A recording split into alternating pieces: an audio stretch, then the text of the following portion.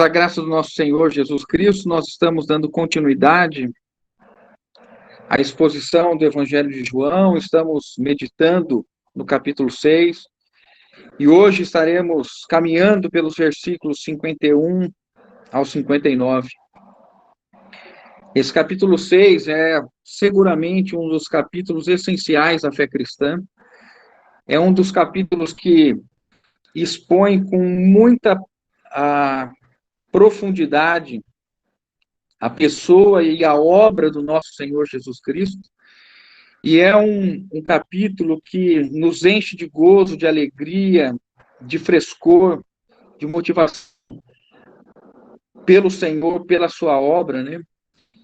E nós rogamos que o Espírito Santo nos conduza e nos dê entendimento nesse trecho que nós vamos meditar hoje, né? Então, versículo 51, Evangelho de João, capítulo 6, versículos 51 ao 59. O texto diz assim: Eu sou o pão vivo que desceu do céu. Se alguém dele comer, viverá eternamente. E o pão que eu darei pela vida do mundo é a minha carne. Disputavam, pois, os judeus entre si, dizendo: Como pode este dar-nos a comer a sua própria carne? Respondeu-lhe Jesus: em verdade vos digo, se não comerdes a carne do Filho do Homem e não beberdes o seu sangue, não tendes vida em vós mesmos. Quem comer a minha carne e beber o meu sangue, tem a vida eterna. E eu o ressuscitei no último dia, pois a minha carne é a verdadeira comida e o meu sangue é a verdadeira bebida. Quem comer a minha carne e beber o meu sangue, permanece em mim, e eu nele. Assim como o Pai que vive me enviou, e igualmente eu vivo pelo Pai, também quem de mim se alimenta, por mim viverá. Este é o pão que desceu do céu. Em nada semelhante àquele que os vossos pais comeram e, contudo, morreram. Quem comer este pão viverá eternamente. Estas coisas disse Jesus quando ensinava na sinagoga de Cafarnaum. Irmãos, nós estamos nesse contexto, né? Retomando um pouquinho, lembrando um pouquinho os últimos eventos. Jesus, ele havia feito o milagre da multiplicação dos 5 pães e dos 2 peixes. Ele deixa a multidão, passa para Cafarnaum. Chegando em Cafarnaum, ele é novamente alcançado pela multidão, e Jesus então começa a conversar com eles, dizendo: olha, vocês estão aqui pela comida, pelo pão que eu vos dei, mas vocês deviam estar aqui pelos sinais. Vocês não devem estar aqui pelo pão que perece, mas vocês devem trabalhar pela comida que subsiste para a vida eterna. E eu vou dar esta vida eterna a todos aqueles que comerem do pão que desce do céu. Então a multidão pediu para que Jesus desse desse pão, e Jesus então alegou que ele era o pão vivo que descia do céu. E isso trouxe para os ouvintes, para a audiência dos judeus que estavam ali ouvindo, trouxe uma perturbação. O versículo 41 diz o seguinte: murmuravam, pois, dele os judeus, porque dissera: eu sou o pão que desceu do céu. Então, Jesus está aqui com essa situação diante dos judeus, e ele segue dizendo e falando com eles a respeito da sua natureza, do seu propósito, da sua relação com o Pai, com Deus. E hoje, né, neste trecho de hoje, é importante a gente só relembrar esse contexto, né? Nós estamos vivendo num ambiente que começa a ter tensão, a ter um certo desconforto. E lembrando, irmãos, que este é o capítulo em que começa com Jesus tem uma multidão. E se acompanharem comigo, né? O versículo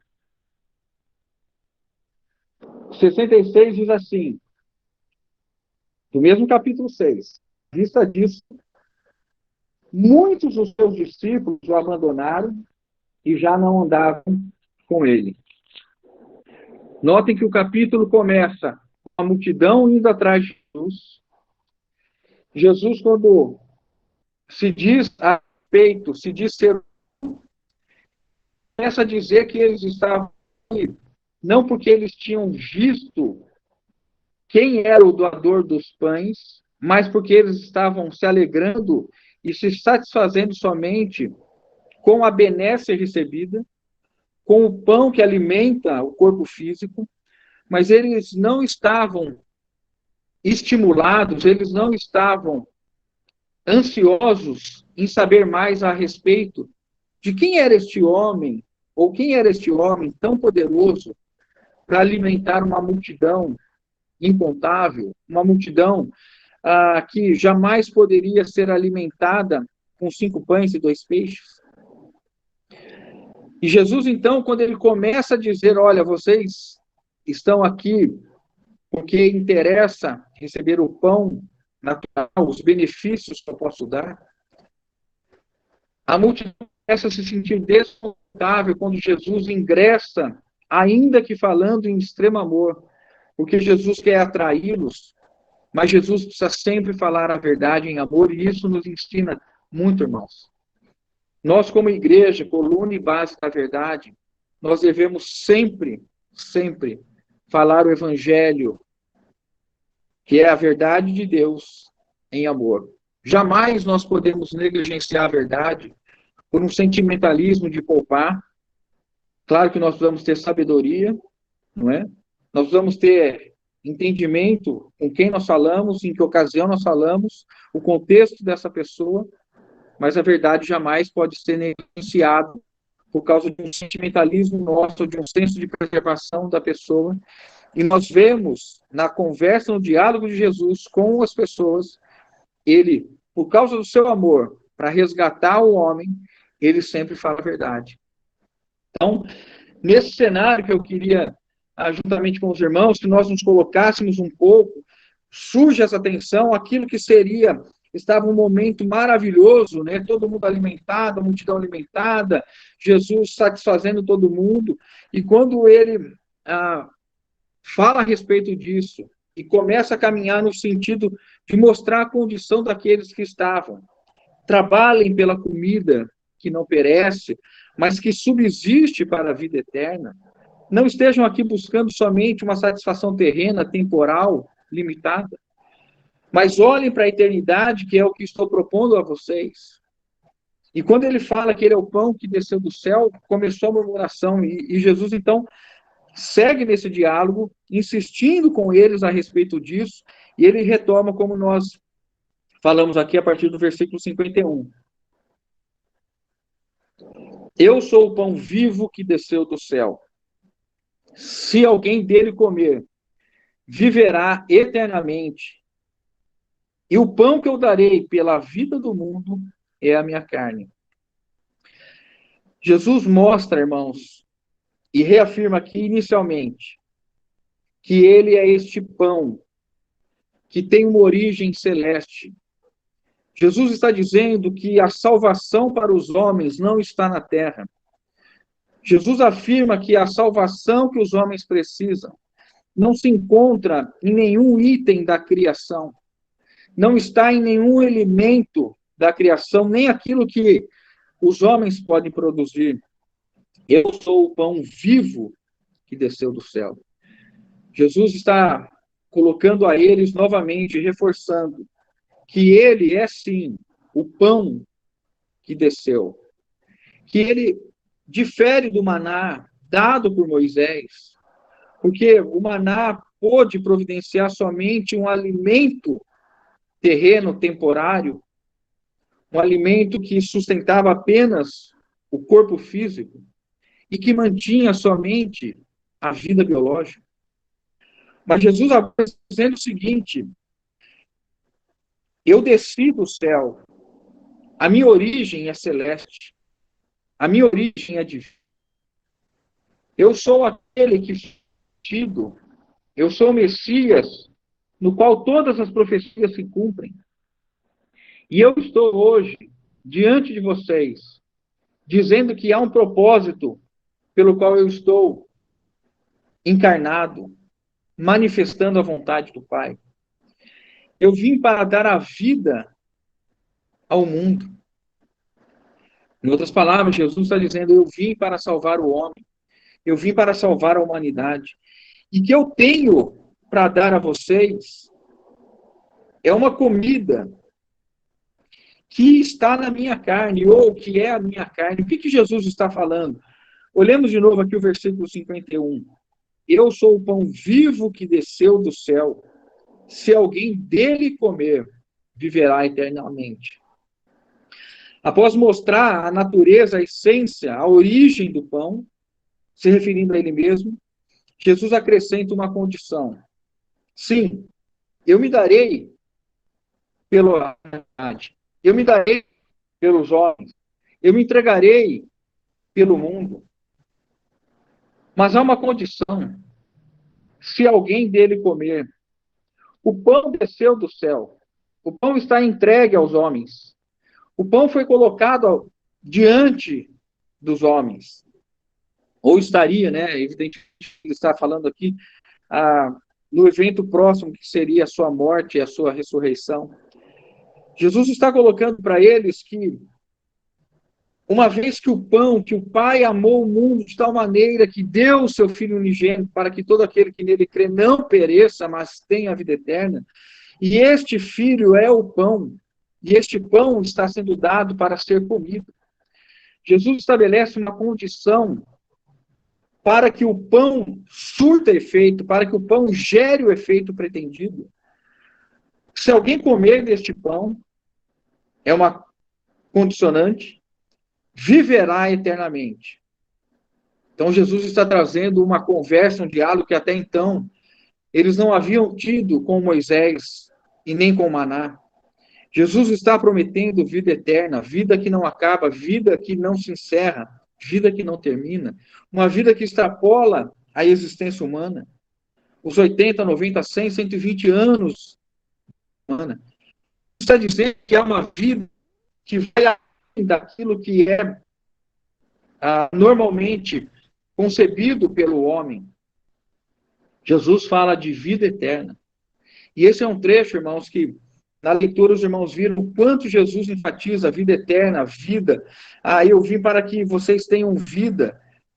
E isso, ou este é o propósito, que Jesus está se anunciando e se mostrando como necessidade. E que na terra não é possível encontrar. Nada que o homem produza, nem a mais elaborada filosofia, nem a mais elaborada concepção humana, nem a mais elaborada tecnologia, ciência, medicina pode dar vida eterna ao homem. Sequer a vida biológica, a medicina humana pode dar, quanto mais a vida eterna. E o pão que eu darei pela vida do mundo é a minha carne. Jesus, então, agora ele traz essa palavra carne. Ele, além de dizer que ele é o pão do céu, ele agora fala que ele dará a carne dele. Grifem aí no versículo 51, eu darei. É um ato espontâneo. Está no coração de Deus a salvação de todos os homens. O desejo de Deus é que todo homem seja salvo e chegue ao pleno conhecimento da verdade. Jesus, então, é o meio pelo qual Deus preparou para conceder salvação a todos. Eu darei a minha vida do mundo, darei pela vida do mundo a minha carne. Jesus usa esse termo carne. Jesus está fazendo referência à sua humanidade. Jesus está fazendo uma referência à sua fraqueza. A carne, ela tem essa conotação na Bíblia, né? O espírito está pronto, mas a carne é fraca. Jesus usa esse termo carne, ele não usa o termo corpo, né? A palavra no original aqui é carne, fazendo referência ao seu estado humano, ao seu revestimento de carne, de humanidade. Jesus agora é o Filho do Homem. Ele está encarnado. Ele está numa carne fraca, que padece, que tem necessidade de comida e bebida humana, que adoece, que sente frio, que sente cansaço. E ele está dizendo para que eles pudessem entender o tamanho do sacrifício, o tamanho da obra, aquilo no qual Jesus estava envolvido. Exigiria não 50%, não 60%, não 90%, irmãos, nem sequer 95%, nem mesmo 99%. A obra que Jesus estava para fazer exigia 100% dele. Exigiria tudo. Ele estaria, então, se sacrificando pela vida do mundo.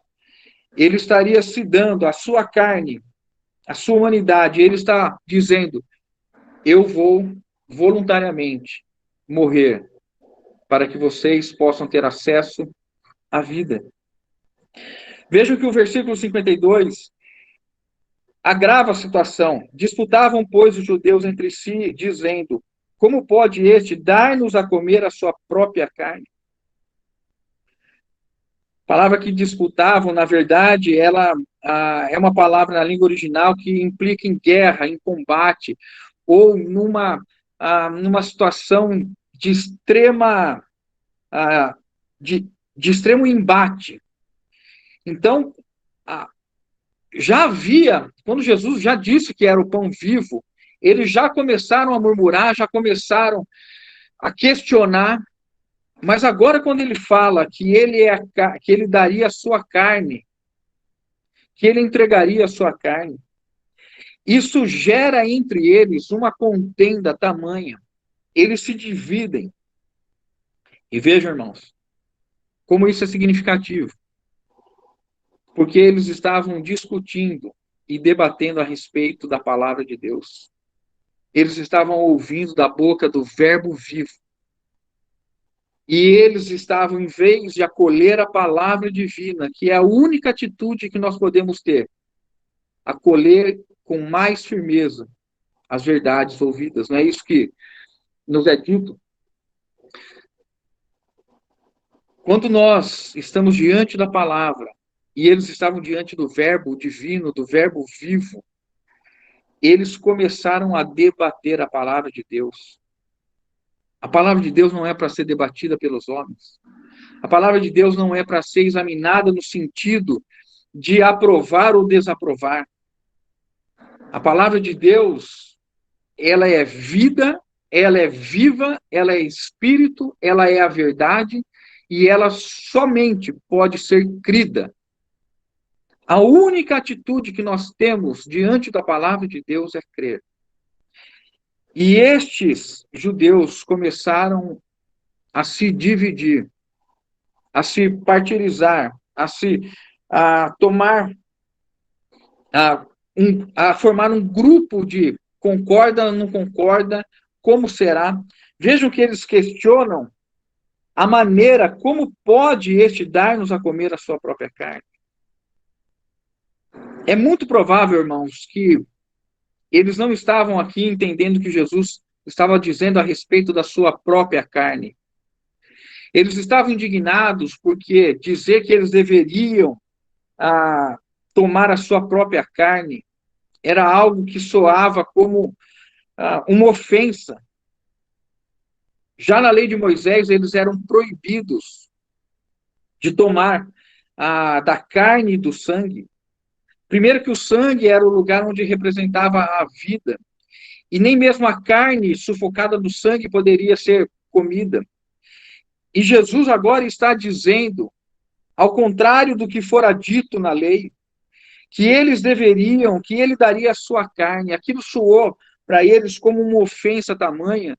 E o questionamento deles era como que este homem, que há pouco tempo atrás havia dito que ele era o pão vivo que desceu do céu, e eles de imediato disseram o seguinte: ele não é filho de José e de Maria?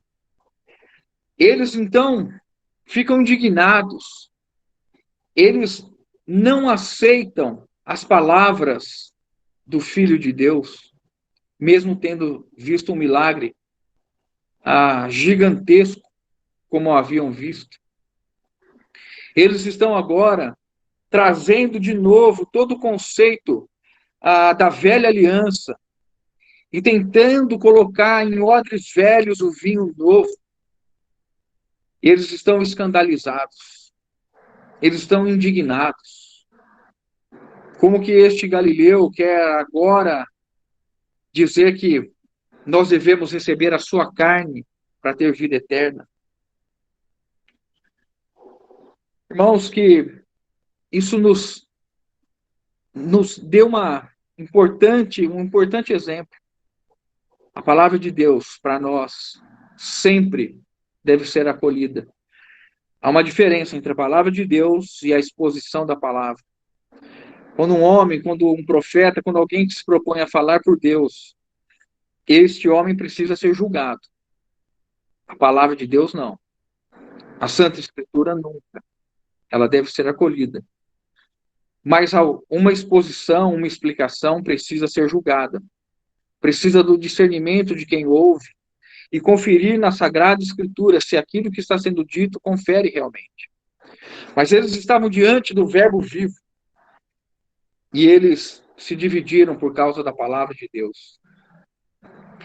Que no nosso coração, irmãos, nós sempre tenhamos, diante da palavra, do texto sagrado, o coração de acolhimento. E redizendo aqui as palavras de Hebreus 2:1, né?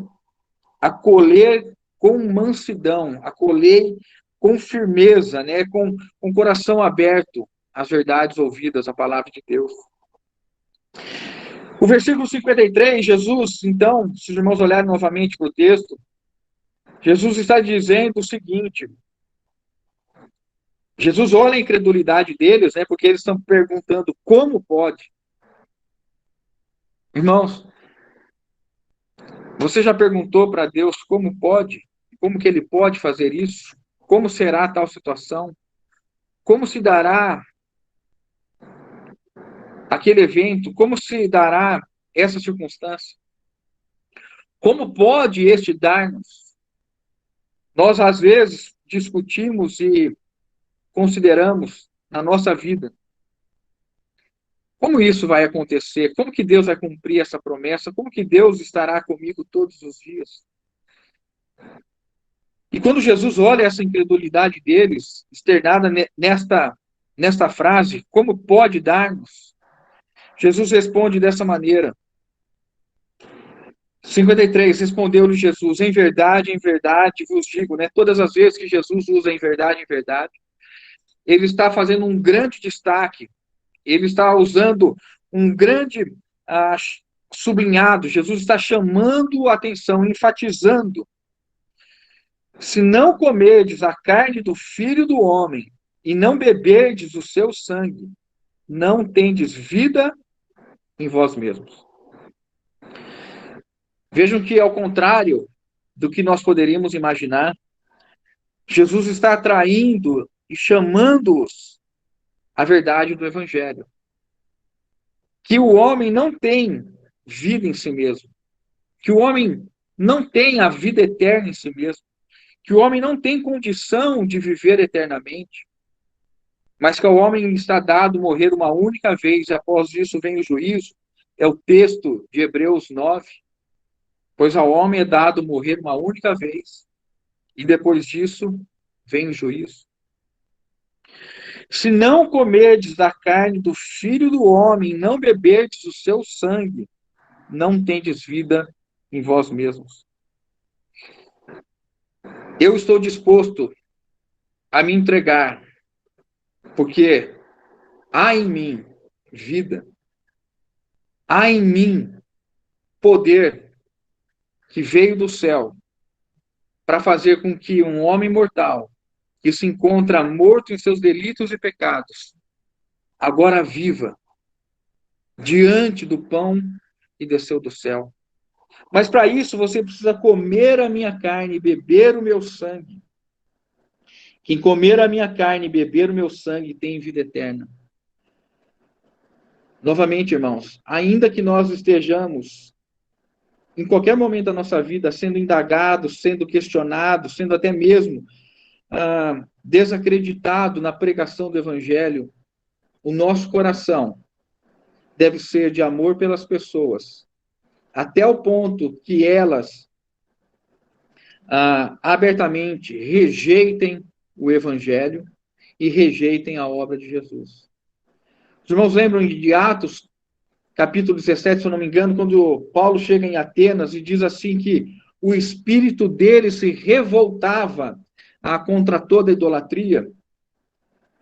E ali diz que quando ele começa a pregar, ele vai a um ponto de conexão entre ele e a religião dos atenienses, quando ele encontra assim: vejo que vós em tudo sois religiosos, mais ou menos, né? Estou parafraseando aqui o apóstolo Paulo, mas que vocês têm um lugar de culto ao Deus desconhecido, e sobre este Deus desconhecido é que eu vos venho falar.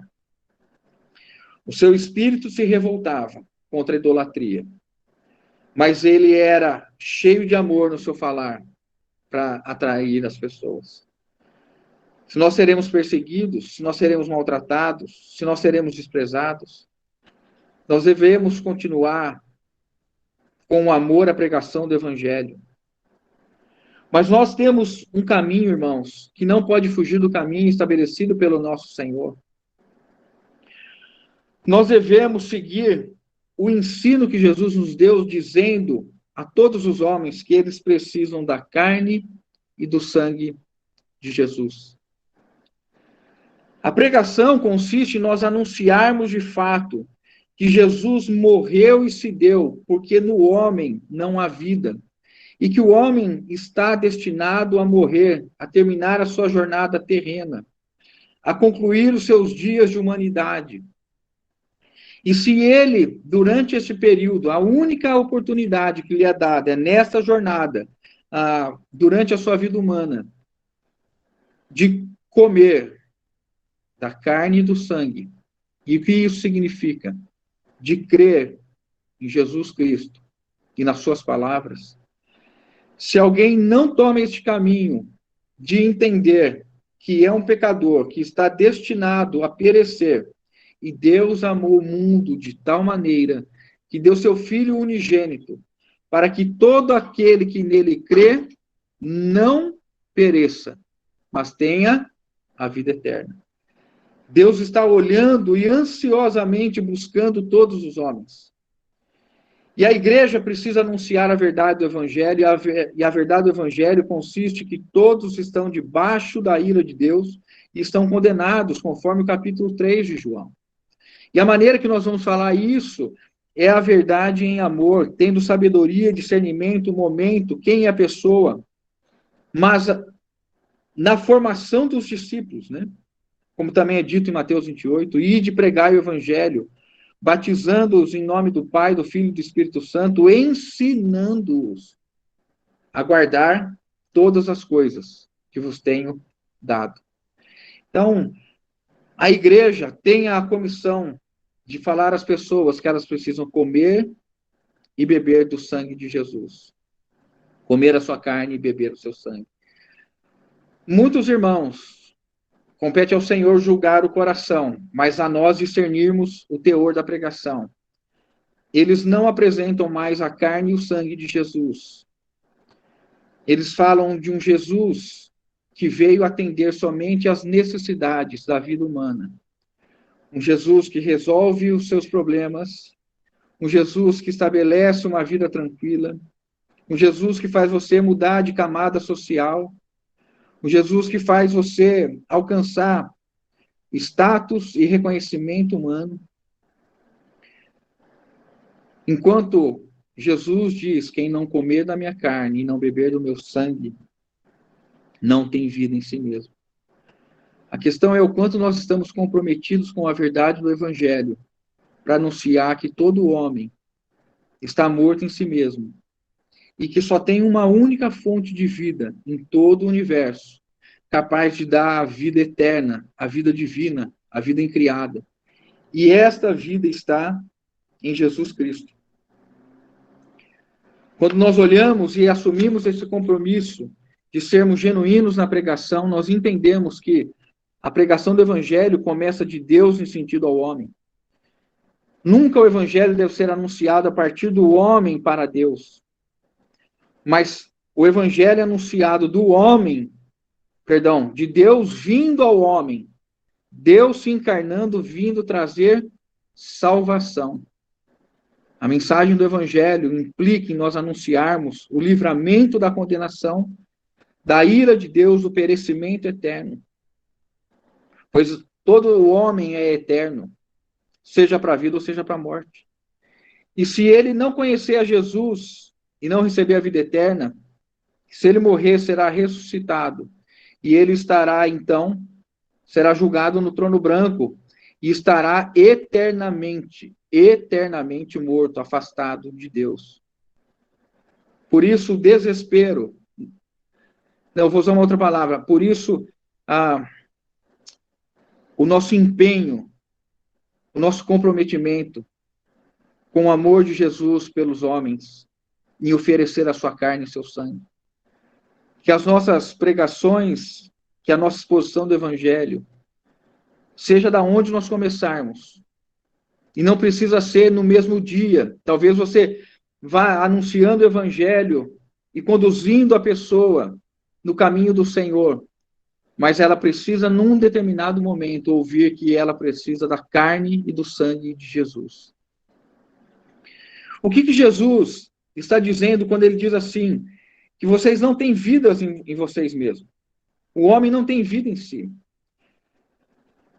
Quando Jesus diz isso, ele atinge o orgulho do homem. Ele alcança este homem que foi tomado de arrogância e de orgulho, que é a característica da geração presente. O homem se julga autossuficiente. O homem se julga capaz de seguir a sua vida sem Deus. E nós encontramos isso em muitos lugares no mundo. E quanto mais a condição social, a condição financeira, a segurança da vida humana é melhor, é mais presente, se manifesta de uma maneira perceptível, mais distante o homem vive de Deus. Mas quando Jesus diz, vocês não têm vida em vocês mesmos, Jesus está claramente dizendo o seguinte, o que vocês vão produzir? Nunca, nem o laboratório mais capaz, nem os cientistas mais preparados, nem a tecnologia de ponta que venha a existir, vocês nunca vão ser capazes de alcançar a vida eterna. Jesus está, nesse versículo, clamando para que as pessoas venham a Ele e se alimentem dEle, e comam da sua carne e comam do seu sangue. O amor do Senhor deve sempre nos constranger, irmãos, e como esses textos têm falado isso conosco. Mesmo nesse cenário que começam a duvidar, que começam a escarnecer, que começam a zombar do Senhor e indagá-lo e manifestar incredulidade. Jesus está dizendo, venham, comam e bebam, e vocês terão a vida eterna. Louvado seja o Senhor. Queria somente agora, irmãos, para nós entendermos o que Jesus quer falar com comer e beber. O versículo 47, ainda do capítulo 6, ele esclarece para nós claramente, 47 e o 48. Ele diz assim, em verdade vos digo, quem crer em mim tem a vida eterna. Eu sou o pão da vida. O que significa comer e beber? Se não crer em Jesus. Quando Jesus diz, eu sou o pão que desceu e quem de mim comer, e quem comer a minha carne terá vida eterna, quando nós lemos no versículo 47, nós entendemos o que é Ou como se alcança a vida eterna? Em verdade vos digo, quem crer em mim tem a vida eterna. Eu sou o pão da vida. Ainda no capítulo 6, quando indagado sobre a obra de Deus, Jesus disse: a obra de Deus é esta, que creiais naquele que por ele foi enviado. Por isso, irmãos, a fé é a maneira que nós temos de comer a carne e beber o sangue. Não há uma outra maneira de nós alcançarmos Jesus como pão, se não manifestarmos a nossa fé nele. O texto de Romanos diz assim, Romanos 1,17. Os irmãos podem só anotar e ler depois. Romanos 1,17 diz assim: visto que a justiça de Deus se revela no Evangelho, de fé em fé, como está escrito, o justo viverá por fé. Comer, então, é ter fé. Comer e beber. Como também Jesus disse, né? Quem vem a mim, né? E quem crê em mim tem a vida eterna.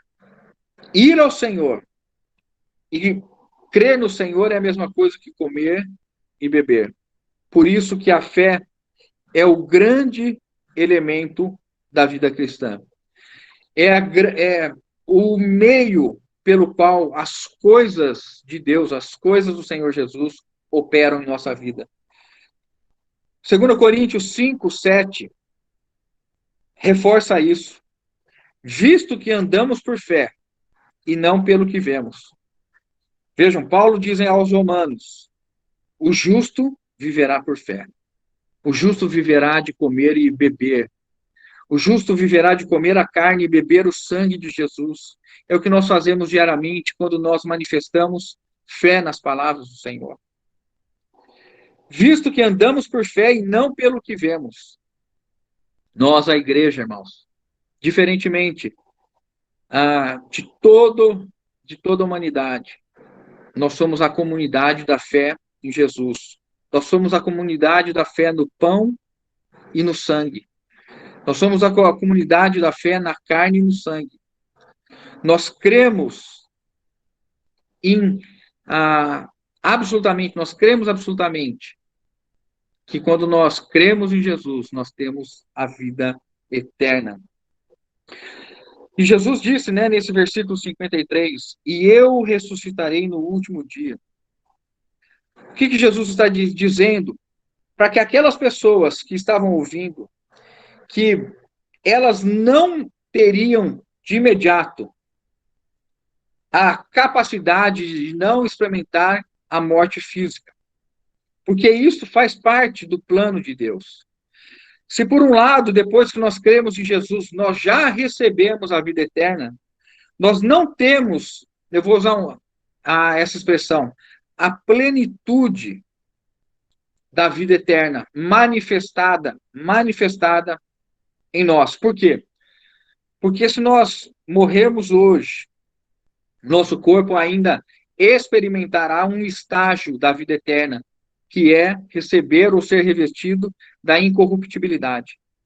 Jesus está dizendo que ele vai ressuscitar no último dia, porque os homens viriam a crer em Jesus e morreriam. E para que ninguém tivesse incredulidade ou que dissesse, nossa, o Cristo disse que se comesse e bebesse da sua carne e que ele era o pão vivo e quem cresce nele e quem fosse até ele teria a vida eterna.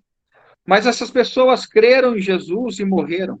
E Jesus, então, está esclarecendo que, ainda que alguém que receba a vida eterna, na sua carne, até a vinda de Jesus, ele vai experimentar a morte.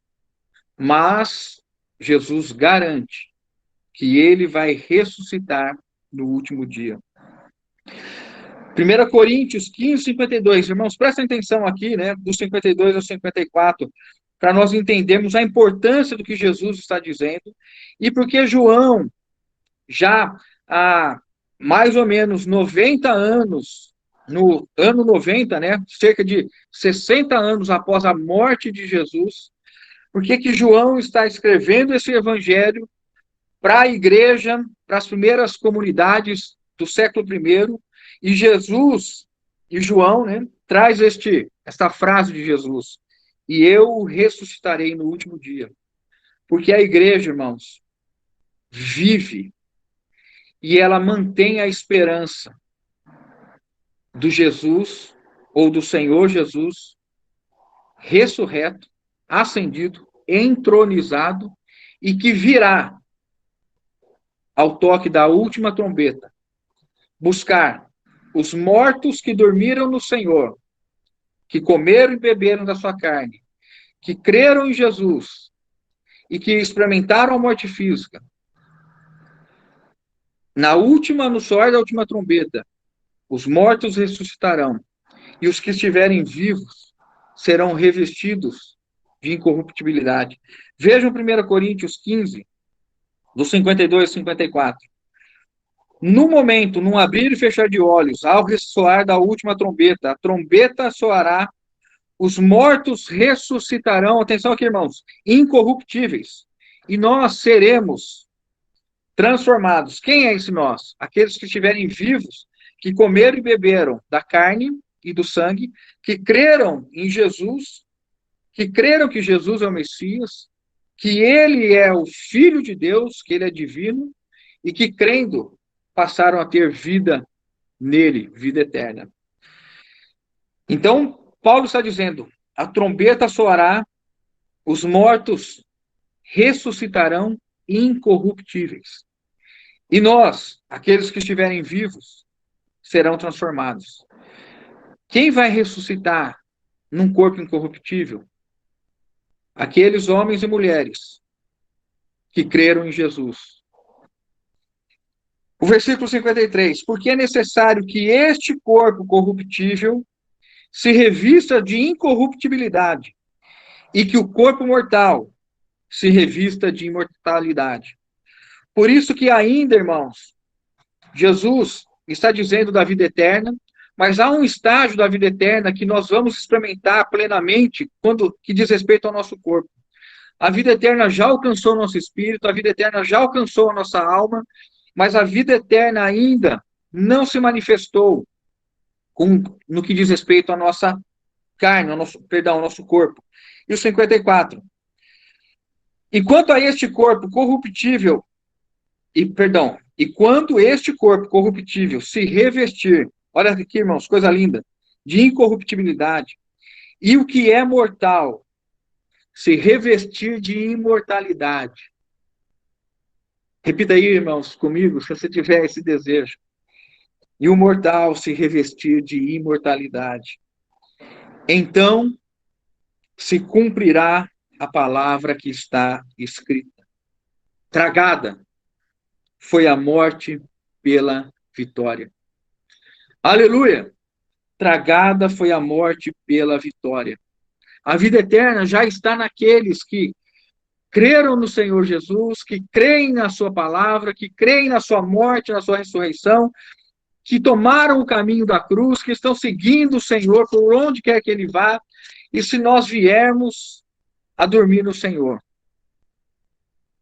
Como o Senhor Jesus disse, né, diante de Marta e Maria, eu sou a ressurreição e a vida. E se alguém, ainda que morra, e se alguém que creu em mim, ainda que morra, este viverá eternamente. O que vai acontecer com este? Vai ser revestido de incorruptibilidade, de imortalidade. E o seu corpo estará, então, apto para ingressar na eternidade. Porque a eternidade não aceita carne nem sangue. Nós precisamos deste poder da vida eterna para nós recebermos a incorruptibilidade. Louvado seja o Senhor. Versículo 55. Pois a minha carne é a verdadeira comida e o meu sangue a verdadeira bebida.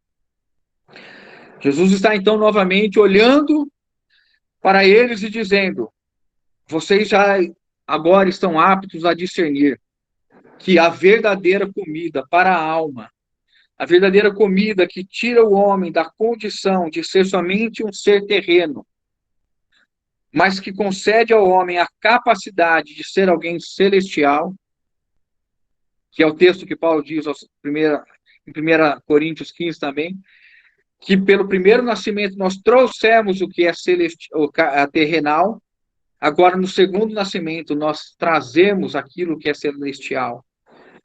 Jesus está dizendo: comam e bebam da minha carne e do meu sangue, e vocês receberão a vida eterna. Há uma única verdadeira comida e uma única verdadeira bebida. E a igreja tem essa comida e essa bebida para oferecer a todos. E nesta época do ano que nós nos encontramos, e que o nosso contato com as pessoas seja para mostrar que aquele que nasceu, que se encarnou, ele é o único que tem a vida eterna. E que o verdadeiro banquete está posto com a sua carne e com seu sangue, para que todo aquele que nele crê não pereça, mas tenha a vida eterna. Seguimos para o versículo 56. Quem comer a minha carne e beber o meu sangue permanece em mim e eu nele. Agora, irmãos, olha como o fundamento do evangelho, né? Lembrando que o evangelho é essa condição desde do ato de crer até o completar da carreira, né? Então, a nossa justificação, quando nós cremos que o Senhor morreu e ressuscitou por nós, pelos nossos pecados, quando nós cremos, nós somos regenerados, redimidos, somos justificados. Mas há um caminho que Jesus estabelece, que é o caminho de permanência. Esse versículo, irmãos, ele é tremendamente profundo e maravilhoso, porque ele fala de uma situação exclusiva, única, que traz apreço e satisfação para o Senhor. Quem comer a minha carne e beber o meu sangue, ou seja, quem andar por fé, quem olhar para as minhas palavras, quem olhar para a Sagrada Escritura e crer nela e não duvidar, vai permanecer em mim. E eu vou permanecer nele. Qual é a maneira de nós permanecermos, então, em Jesus? O que Jesus está colocando aqui? O que Jesus está apresentando para nós? Como que nós podemos permanecer nele? Como que nós alcançamos esse estado de permanência? Se os irmãos quiserem anotar alguns versículos que são muito esclarecedores para nós. É dito o seguinte: quando nós vemos João 5, no versículo 38, Jesus está dizendo para os judeus, também, João 5, 38, também não tendes a sua palavra permanentemente em vós. Jesus está se referindo a essas pessoas que estavam ouvindo e que estavam indagando a Jesus. E Jesus estava dizendo: vocês não guardam, não têm a palavra de Deus permanentemente em vocês. Vocês dizem que a palavra diz a respeito da vida eterna, mas vocês não querem vir a mim para ter a vida eterna. E Jesus, no versículo 38, ele diz assim, né? Também não tendes a sua palavra permanente em vós, porque não credes naquele que ele enviou. Jesus está se referindo aos judeus: vocês não têm a palavra permanente em vós. E por que não têm? Porque vocês não creem naquele que o Pai enviou, se referindo a ele. João 8, 31 e 32. Disse, pois, Jesus, anotem aí, esse versículo vale muito, muito a pena ser meditado. Disse Jesus, quando a gente fala assim, né, esse versículo vale a pena ser meditado, não é que os outros não valham, né, mas é que no contexto, ele é um versículo que aprofunda o nosso meditar, né? Disse, pois, Jesus aos judeus que haviam crido nele: se vós permanecerdes na minha palavra, se vós permanecerdes na minha palavra, vós sois verdadeiramente meus discípulos. Irmãos, aqui está então, a compreensão do que significa permanecer em Jesus. Se vós permanecerdes na minha palavra, sois verdadeiramente meus discípulos, e conhecereis a verdade, e a verdade vos libertará. As palavras de Jesus são espírito e são vida. O espírito é o que vivifica, nós vamos ver isso, se Deus permitir, sábado que vem.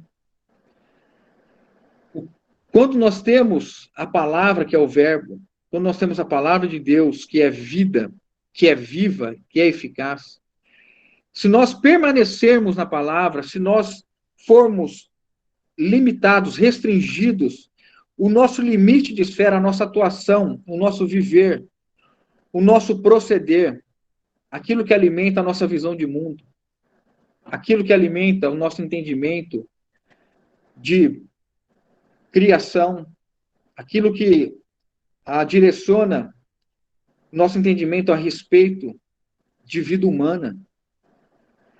Quando nós tomamos a palavra como sendo essa esfera, como sendo a verdade, quando nós nos restringimos a direcionar pensamento, emoções pela palavra de Deus, nós estamos permanecendo em Jesus. Se vós permanecerdes na minha palavra, vós sois verdadeiramente os meus discípulos. Aos judeus, Jesus disse: vocês não têm a palavra permanente, porque vocês não creem. Aqui, em João 8, Jesus está mostrando o caminho. Se permanecerdes na minha palavra, sois verdadeiramente os meus discípulos. Nós nascemos em Cristo e agora vivemos a nossa vida como discípulos do Senhor. Um discípulo de Cristo é quem permanece na sua palavra. João 15, 7 diz assim: se permanecerdes em mim e as minhas palavras permanecerem em vós, pedireis o que quiserdes e vos será feito. Então, quando Jesus fala da videira, o retrato em João 15, né, o texto que nós estamos lendo, João 15, 7, se permanecerdes em mim e as minhas palavras permanecerem em vós, pedireis o que quiserdes e vos será feito. E um texto que é o texto áureo, né, o texto assim principal da questão de permanecer, está em 1 João 3, 24. 1 João 3, 24. E aquele que guarda os meus mandamentos, permanece em Deus e Deus nele. E nisto conhecemos que ele permanece em nós, pelo Espírito que nos concedeu. Então, é precioso este versículo, irmãos, é muito precioso, porque está falando de permanecer no sentido de ser habitação. O evangelista João, guiado pelo Espírito Santo, usa um termo que o próprio evangelista usa para dizer que o Pai permanece no Filho, o Filho permanece no Pai, o Espírito permanece no Filho. É a questão da coabitação, a questão de habitarem juntos e estarem existindo unicamente em si mesmos. Este permanecer é uma ligação íntima que torna estes que estão habitando juntos, únicos, ligados. Irmãos, isso é tão sublime, porque essa permanência foi estendida à igreja. Jesus, quando ele diz, permanece em mim e eu nele, ele está dizendo que a igreja está em Cristo e Cristo está na igreja. Pelo fato de comermos e bebermos, pelo fato de crermos em suas palavras e crermos no Senhor, nós nos tornamos a habitação dele. Texto de Hebreus 3. Vós sois casa de Deus. Paulo, em 1 Coríntios 6, não sabeis vós que sois santuário. Mas aqui a ideia é do coletivo. casa de Deus. Nós permanecemos em Cristo e Cristo permanece em nós. A definição, né, na língua original de permanecer é ficar. É uma referência a lugar. É permanecer. É esperar. Eu gostei aqui, até grifei. É não partir. Jesus não parte quando nós permanecemos em suas palavras. E não apagueis o espírito. Quando nós nos sujeitamos em obediência à palavra do Senhor, ele não parte. Ele permanece conosco. Claro, irmãos, nós estamos falando de um permanecer no sentido da influência, do guiar do Espírito Santo, da condução do Espírito Santo. Uma vez que nós cremos em Jesus, uma vez que o Espírito Santo nos regenerou, nós nos tornamos a habitação, aquele que se une ao Senhor é um Espírito com ele. Não é nesse sentido que está sendo aqui de permanecer, é no sentido do crer, da obediência, de nós permitirmos sermos guiados pelo Senhor, é permitir que o Senhor nos induza, nos conduza, é a unção nos guiando. A beleza da vida cristã, irmãos, não está somente em termos sido regenerados, mas em sermos obedientes ao Senhor e termos gozo e alegria em segui-lo, por onde quer que ele for. E os seus mandamentos não são penosos, há alegria em seguir a palavra do Senhor. Esse permanecer, quando Jesus nos olha seguindo a sua palavra, Jesus nos olha clamando a ele, Jesus nos olha dizendo: Senhor, isso tem sido difícil, eu não tenho conseguido, eu não consigo perdoar, eu não tenho conseguido crer nisso aqui, eu estou me sentindo sozinho. Quando nós abrimos o nosso coração e nós clamamos ao Senhor, Senhor, nós estamos querendo comer e beber da sua carne, beber do seu sangue de novo, porque quando nós fazemos isso, nós permanecemos no Senhor. É este permanecer que Jesus está falando, daqueles que estão buscando o tempo todo ocupar a mente com o reino de Deus. O reino de Deus deve ser buscado em primeiro lugar. O reino de Deus deve ser a razão pela qual nós vivemos. Eu quero isso para mim, irmãos. E eu preciso que os irmãos me ajudem a buscar isso. Que os irmãos me encorajem a buscar sempre o reino de Deus. Nós precisamos nos estimular, ligar, visitar. Nós precisamos desse encorajamento. Nós precisamos entender as aflições e o que os irmãos estão sofrendo. Entender o estágio espiritual de cada irmão. Que nós somos mais maduros do que alguns e que nós somos mais imaturos do que outros. E isso está tudo bem na casa de Deus. Há filhos mais velhos, filhos mais maduros. Mas o que não é comum na casa de Deus é não haver crescimento, é haver estagnação. O que não é comum na casa de Deus é haver um esfriar, um amornar. Isso não é comum na casa de Deus. O comum na casa de Deus é nós nos estimularmos à medida que o dia do Senhor se aproxima. E não deixei-vos de congregar, como é costume de alguns. Antes façamos admoestações, exortemos uns aos outros. Coma da carne, beba do sangue de Jesus, porque nós temos já a promessa da vida eterna.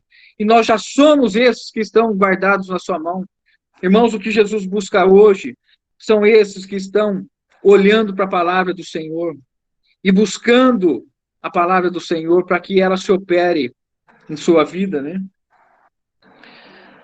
Oh, louvado seja o Senhor, irmãos. Permanecer em Jesus. O que significa permanecer em Jesus? Significa se identificar. Quando nós nos identificamos, é o ato de se tornar igual. É o ato de se igualar a Jesus. Quando nós terminarmos a nossa comunhão aqui, irmãos, quando nós estamos diante da esposa, dos filhos, do patrão, sim, do patrão, quando nós estamos diante daquele que nos satiriza, daquele que nos escarnece, nós nos identificamos com Jesus. Isso é permanecer, ou seja, é saber que fora da esfera que nós estamos aqui, nesse ambiente extremamente preparado pelo Senhor, para nós estarmos nos alimentando, sendo nutridos, sendo iluminados, mas há uma questão de nós agora vivermos, de nós caminharmos, permanecendo. A segunda-feira está aí, irmãos. Ou talvez aquela pessoa que traz, ou que te leva a estar diante do Senhor esteja, ou vá te encontrar ainda hoje, ou você vai receber essa ligação. Você permanece em Jesus enquanto fala com Ele, ó. Você se identifica com Jesus. Permanecer em Jesus significa que nós seguimos, irmãos, continuando sendo cristão em qualquer ambiente, quando termina a reunião, quando termina o nosso congregar, o nosso reunir. Nós continuamos sendo cristãos quando há um ambiente extremamente hostil à fé cristã. Nós continuamos sendo cristãos nas redes sociais, nos comentários. E nós não curtimos o que todo mundo curte, porque nós entendemos que nós temos a verdade. E a verdade deve ser dita. E nós precisamos dizer às pessoas que elas precisam comer e beber da carne e do sangue de Jesus. E que o Jesus que aceita todo mundo sem transformação, e o Jesus que aceita todo mundo sem colocar diante de nós o novo nascimento, a vida nova, este não é o Jesus bíblico. O Jesus bíblico é o que exige o caminho da cruz. E que a porta é pequena, o caminho é estreito, mas conduz à vida eterna. Larga é a porta, espaçoso é o caminho, mas este conduz à perdição. Nós não seguimos o curso deste mundo, nós permanecemos sendo cristãos, quando todo mundo usa as redes sociais para expor uma vida que muitas vezes é somente uma maquiagem, é somente um artifício. Nós usamos os meios que Deus tem nos dado para mostrar a carne e o sangue do Senhor. Porque nós entendemos que sobre a humanidade pesa a condenação, a ira de Deus e o perecimento eterno. E que a igreja assumiu o caminho de pregar o que Jesus prega. Quem comer da minha carne e beber do meu sangue, viverá eternamente. Por outro lado, irmãos, o que significa que Jesus permanece em nós? Se permanecer em Jesus significa que nós nos identificamos com Jesus em todos os ambientes, que nós seguimos Jesus, manifestamos Jesus em todos os locais, em todos os ambientes, nós mantemos a nossa mente ocupada com o reino, buscando as coisas do alto. Mas o que significa que Jesus permanece em nós? Significa que o seu Santo Espírito foi enviado a nós como o ajudador, o consolador, e ele que nos sustenta, ele que nos mantém, ele que nos fortalece, nos guia, nos ampara, ele que nos ensina e conduz a toda a verdade, e ele que nos influencia. Voltando aqui, a palavra permanecer tem esse sentido, irmãos, de ser sustentado, mantido continuamente. O que significa que Jesus permanece em nós? É que continuamente ele nos sustenta e ele nos mantém. E nós chegamos então, irmãos, à parte final, versículo 57. Assim como o Pai que vive me enviou, e igualmente eu vivo pelo Pai, também quem de mim se alimenta, por mim viverá. O que isso significa?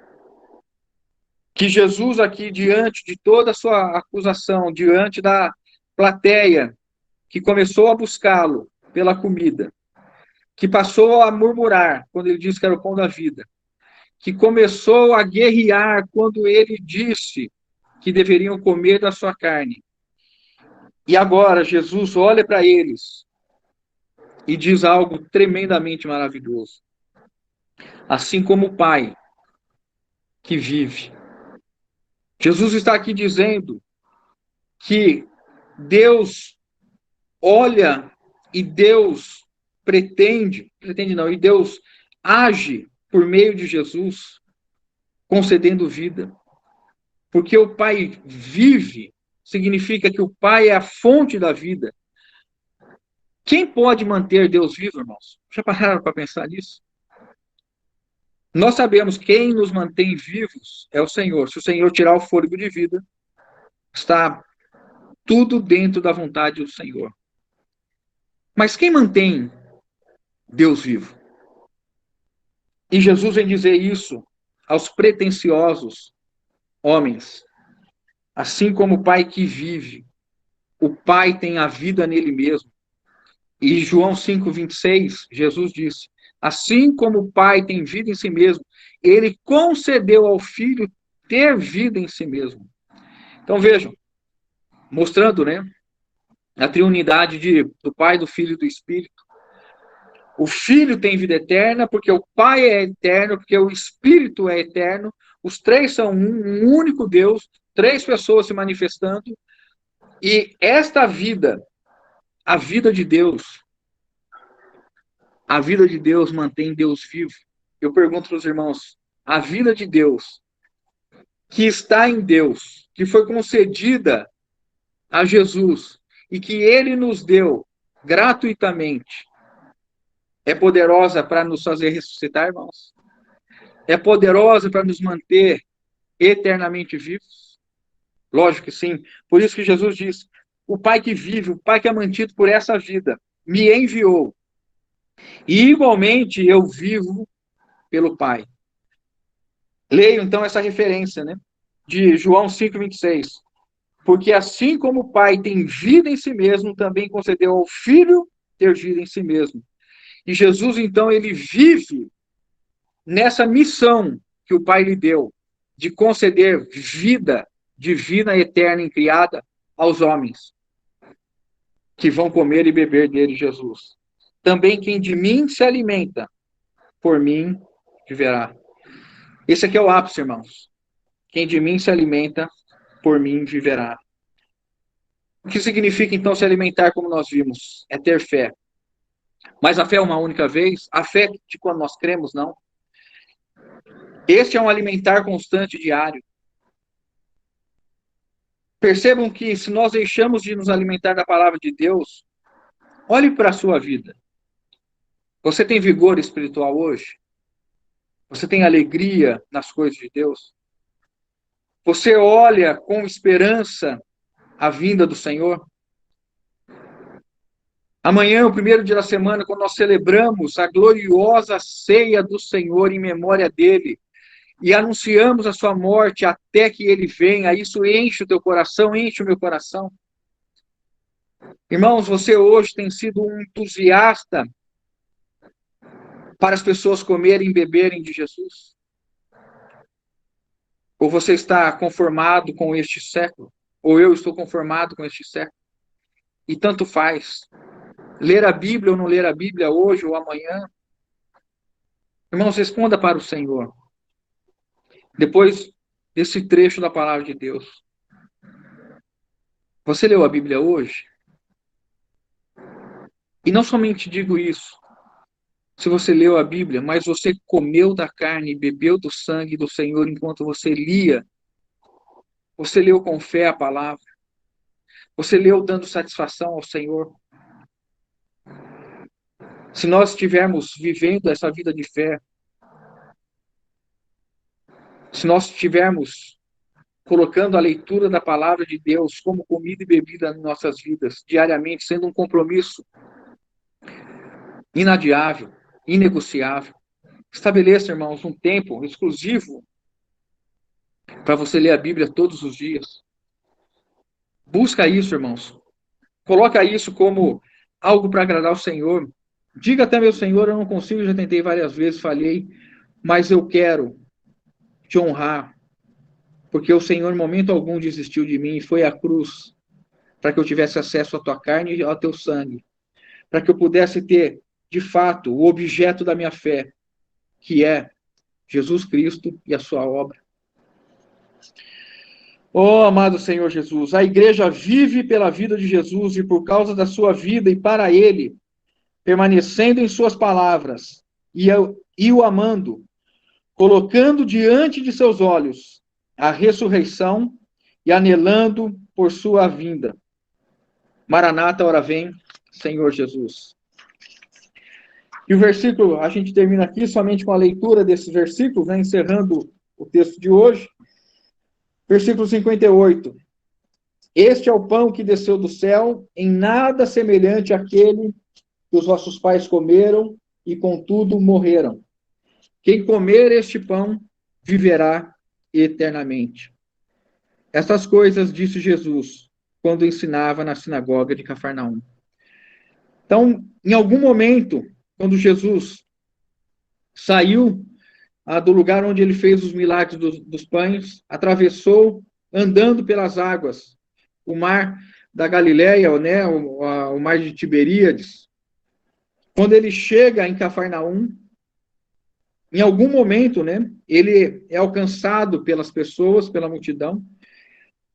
Nós não sabemos se a conversa iniciou dentro da sinagoga ou ela terminou na sinagoga, mas o fato, e é o que nós estamos mais inclinados, é que o trecho maior dessa conversa aconteceu dentro da sinagoga, e isso é muito significativo. Porque, irmãos, em odre velho não se põe vinho novo. Odre, vinho novo é para ser posto em odres novos. A nova aliança, que é baseada no sangue do Senhor, que é baseada na sua morte e ressurreição, e que em um sentido nada tem a ver com a antiga aliança e a jornada do povo no deserto, quando o maná veio. E por outro lado, a antiga aliança indica para a nova aliança, porque a lei vem, ou a lei é o tutor, é o aio, e o fim da lei é Cristo.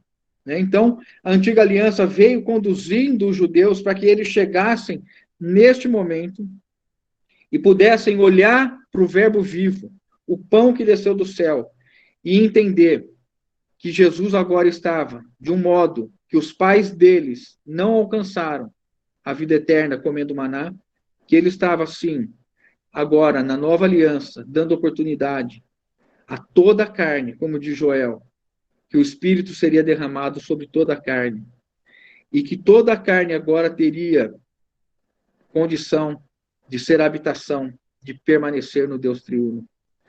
Que a igreja, como corpo de Cristo, a igreja como ramo da videira, está agora de modo inseparável unida ao Senhor. Por isso que termina aqui, estas coisas disse Jesus quando ensinava na sinagoga de Cafarnaum. Jesus está agora indicando para o novo evangelho e pela maneira pela qual Deus se revelaria e se daria aos homens. Por Jesus, o Filho de Deus, o Messias, para que todo mundo que viesse a crer nele tenha a vida eterna. Louvado seja o Senhor.